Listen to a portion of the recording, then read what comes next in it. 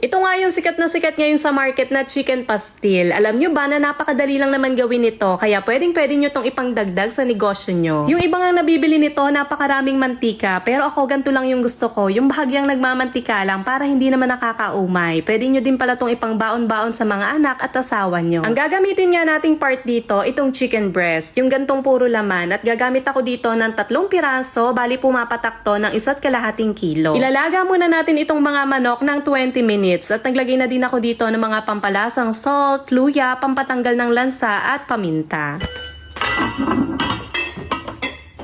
Habang nakasalang naman yan, hihiwain ko na nga yung mga kakailanganin ko tulad nitong sibuyas at bawang. Pinadaan ko na nga lang dito sa food processor yung pag-chop dito dahil medyo tinatamad akong maghiwa. Sa dami ba naman ito, kaya mas maganda talaga na meron tayong ganito sa bahay.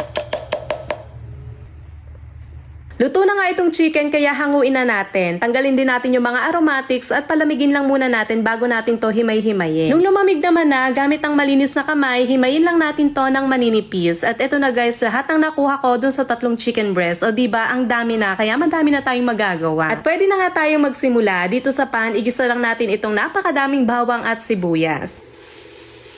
Haluin lang natin to hanggang sa lumabas yung flavor at pag nakita nyo naman na nag-brown na yan, pwede na natin ditong ilagay yung pampakulay natin, itong atsuete. Ayan, at nagmasmukha na siyang masarap, diba? Itong chicken pastil pala, meron siyang 2 flavor, original at spicy. Total, may hilig naman kami sa maanghang na pagkain, kaya spicy flavor na lang yung gagawin ko at naglagay nga ako dito ng 5 pirasong siling labuyo. Dito, pwede na din nating ilagay yung hinimay nating chicken. Haluin lang natin tong mabuti para kumulay at lumasa na din yung mga nilagay natin. Timplahan na din natin to ng paminta at maglalagay nga tayo dito ng tigli 5 kutsara. 5 kutsarang oyster sauce, 5 kutsarang liquid seasoning at 5 kutsara din ng toyo. At para naman mag-balance lahat ng lasa nito, maglalagay din tayo dito ng 2 kutsarang asukal. Halu-haluin nyo lang to para hindi dumikit dito sa may bandang ilalim. At kapag nga ganyan nakaganda yung itsura niya, malapit na siyang maluto. So maglagay naman tayo dito ng kalahating butter. Yung iba mantika yung nilalagay nila dito, pero ako mas gusto ko yung butter. Mas masarap siya at mas malinamnam. Sinalang ko pa to ng mga ilang minuto at ayan na, ready na ang ating spicy chicken pastil. Napakasarap niya guys at malinamnam dahil sa butter. Nilagay ko din siya dito sa dahon ng saging para mas masarap ang kain. Alam nyo ba, pwede nyo din tong pagkakitaan dahil ito yung sikat na pagkain ngayon na nasa bote. Tipid nga din itong ulam na to dahil napakalasa niya. Alam nyo ba, napakadami ko nang nakain na kanin pero ang konti lang ng ulam ko dahil nga napakalasa niya at masarap. Perfect idea din to sa pangbaon-baon ng mga anak nyo at asawa nyo. Kaya naman, ito nga yung sikat na sikat ngayon sa market na chicken pastil. Alam nyo ba na napakadali lang naman gawin ito, kaya pwedeng-pwede nyo tong ipangdagdag sa negosyo nyo. Yung iba nga nabibili nito, napakaraming mantika, pero ako ganito lang yung gusto ko, yung bahagyang nagmamantika lang para hindi naman nakakaumay. Pwede nyo din pala tong ipangbaon-baon sa mga anak at asawa nyo. Ang gagamitin nga nating part dito, itong chicken breast, yung gantong puro laman, at gagamit ako dito ng 3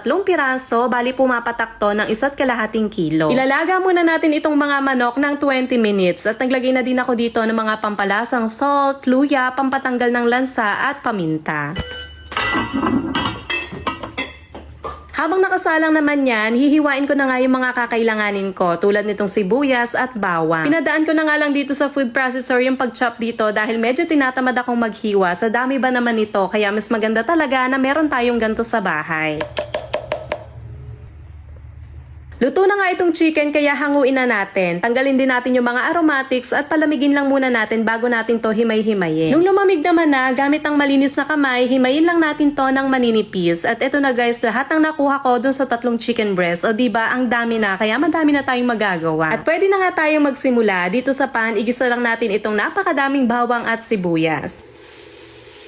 Haluin lang natin to hanggang sa lumabas yung flavor at pag nakita nyo naman na nag-brown na yan, pwede na natin ditong ilagay yung pampakulay natin, itong atsuete. Ayan, at nagmasmukha na siyang masarap, diba? Itong chicken pastil pala, meron siyang 2 flavor, original at spicy. Total, may hilig naman kami sa maanghang na pagkain, kaya spicy flavor na lang yung gagawin ko at naglagay nga ako dito ng 5 pirasong siling labuyo. Dito, pwede na din nating ilagay yung hinimay nating chicken. Haluin lang natin tong mabuti para kumulay at lumasa na din yung mga nilagay natin. Timplahan na din natin to ng ng paminta at maglalagay nga tayo dito ng tigli 5 kutsara. 5 kutsarang oyster sauce, 5 kutsarang liquid seasoning at 5 kutsara din ng toyo. At para naman mag-balance lahat ng lasa nito, maglalagay din tayo dito ng 2 kutsarang asukal. Halu-haluin nyo lang to para hindi dumikit dito sa may bandang ilalim. At kapag nga ganyan nakaganda yung itsura niya, malapit na siyang maluto. So maglagay naman tayo dito ng kalahating butter. Yung iba mantika yung nilalagay nila dito, pero ako mas gusto ko yung butter. Mas masarap siya at mas malinamnam. Sinalang ko pa to ng mga ilang minuto at ayan na, ready na ang ating spicy chicken pastil. Napakasarap niya guys at malinamnam dahil sa butter. Nilagay ko din siya dito sa dahon ng saging para mas masarap ang kain. Alam nyo ba, pwede nyo din tong pagkakitaan dahil ito yung sikat na pagkain ngayon na nasa bote. Tipid nga din itong ulam na to dahil napakalasa niya. Alam nyo ba, napakadami ko nang nakain na kanin pero ang konti lang ng ulam ko dahil nga napakalasa niya at masarap. Perfect idea din to sa pangbaon-baon ng mga anak nyo at asawa nyo. Kaya naman,